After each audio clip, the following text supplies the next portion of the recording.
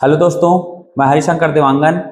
आप सभी का शारदा एकेडमी के यूट्यूब चैनल में स्वागत है। तो हम देख रहे थे छत्तीसगढ़ आर्थिक समीक्षा 2025-26।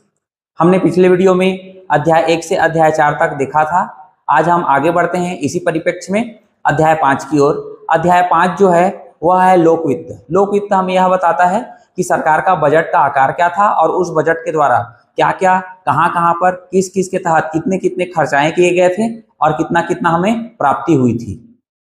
तो आइए हम इसी क्रम में आगे बढ़ते हैं और देखते हैं लोक वित्त अर्थात बजट अनुमान 2025-26।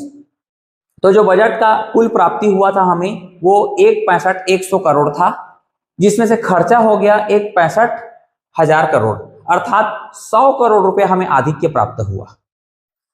पूरे बजट में क्या हुआ, आधिक्य प्राप्त 100 करोड़ का बजट आधिक्य था। कुल प्राप्तियों में 100 करोड़ आधिक्य। तो ये कुल प्राप्तियां हमारे दो तरीके से प्राप्त होती हैं। तो एक प्राप्त होती है राजस्व प्राप्ति से और एक होता है गैर राजस्व प्राप्ति से। तो गैर राजस्व प्राप्ति से 1,41,000 करोड़ रुपए प्राप्त हुए थे और गैर राजस्व प्राप्ति से 24,100 करोड़ रुपए प्राप्त हुए थे। उसी प्रकार व्यय जो था वो व्यय हमका राजस्व व्यय और गैर राजस्व व्यय। तो राजस्व व्यय में खर्चा कितना हो गया 1,38,196 करोड़ रुपए और गैर राजस्व कर में खर्चा हुआ है 26,341 करोड़ रुपए। तो इस राजस्व प्राप्ति कहां से हमको प्राप्त हुई, तो राजस्व प्राप्ति गैर कर राजस्व से, कर राजस्व से और गैर कर राजस्व से। तो कर राजस्व 1,04,000 करोड़ और गैर कर राजस्व 37,000 करोड़। यहां से इतना रुपए प्राप्त हुआ।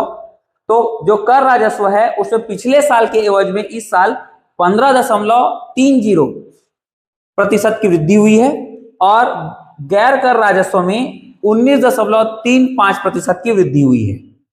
अब जो कर राजस्व है वह कर राजस्व कहां से प्राप्त हुआ है हमको, तो यहां केंद्रीय कर से और स्वयं के कर से अर्थात राज्य के कर से।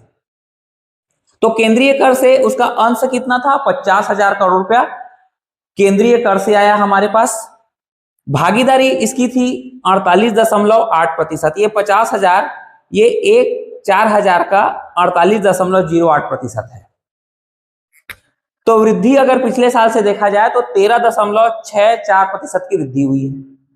हमारे राज्य के स्वयं के कर से कितना आया, तो 54,000 करोड़ रुपया आया। तब ये 54,000 और ये 50,000 मिलकर के 1,04,000 करोड़ बने। भागीदारी था 51.92% और पिछले साल से इसकी वृद्धि हुई है 16.88% की वृद्धि हुई है। अर्थात कर राजस्व में सर्वाधिक योगदान किसका रहा है, तो राज्य के स्वयं के कर से सर्वाधिक योगदान रहा है। कितना योगदान रहा है, तो 51.92%। मोस्ट इंपॉर्टेंट डाटा 51.92% राज्य के स्वयं के कर से कर राजस्व प्राप्त हुआ। उसी प्रकार गैर कर राजस्व में केंद्रीय सहायता से 15,000 करोड़ रुपया, उसकी भागीदारी थी 40.54% और वृद्धि पिछले साल से 11.11% की वृद्धि हुई है। राज्य के स्वयं से कितना अंश मिला, तो 22,000, भागीदारी 59.46% और वृद्धि 25.71% की वृद्धि हुई है। अर्थात गैर कर राजस्व में भी राज्य के स्वयं का हिस्सा ज्यादा है और कर राजस्व में भी राज्य का स्वयं का हिस्सा ज्यादा है। कितना प्रतिशत ज्यादा है गैर कर राजस्व में, तो 59.46% और कर राजस्व में 51.92% ज्यादा है। ये तो हमारा हुआ प्राप्त कुल प्राप्तियां 1,65,100 करोड़ रुपया कहां से प्राप्त हुआ। ये हमारा इतनी सारी जानकारियां हमें राज्य सरकार के से प्राप्त हुई है। कुल व्यय जो है वो 1,65,000 करोड़ है। तो ये हमने देखा कि राजस्व व्यय 1,38,196 इतना करोड़ रुपया राजस्व व्यय में हमने खर्चा कर दिया।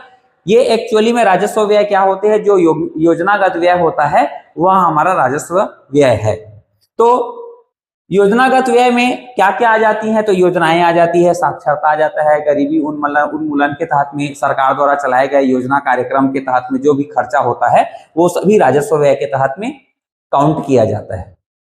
गैर कर राजस्व में 26,341 करोड़ रुपया खर्चा हुआ, अर्थात गैर योजनागत व्यय जो है वो गैर राजस्व व्यय के तहत में आता है। जैसे कि सरकार द्वारा ब्याज लिया गया होगा तो ब्याज पटाया गया होगा, उसे ब्याज अदायगी बोलते हैं। सब्सिडी देना, ठीक है, प्रतिरक्षा व्यय सेवा में, जैसे सैनिकों का सेवा के लिए कोई खर्चा किया जाना, और आपातकालीन सेवा, आपातकाल में इमरजेंसी सेवा, कहीं सुनामी आ गया होगा, कहीं भूकंप, कहीं महामारी, तो वहां पर सेवा देना आपातकालीन सेवा में खर्च कहलाना गैर राजस्व व्यय कहलाता है।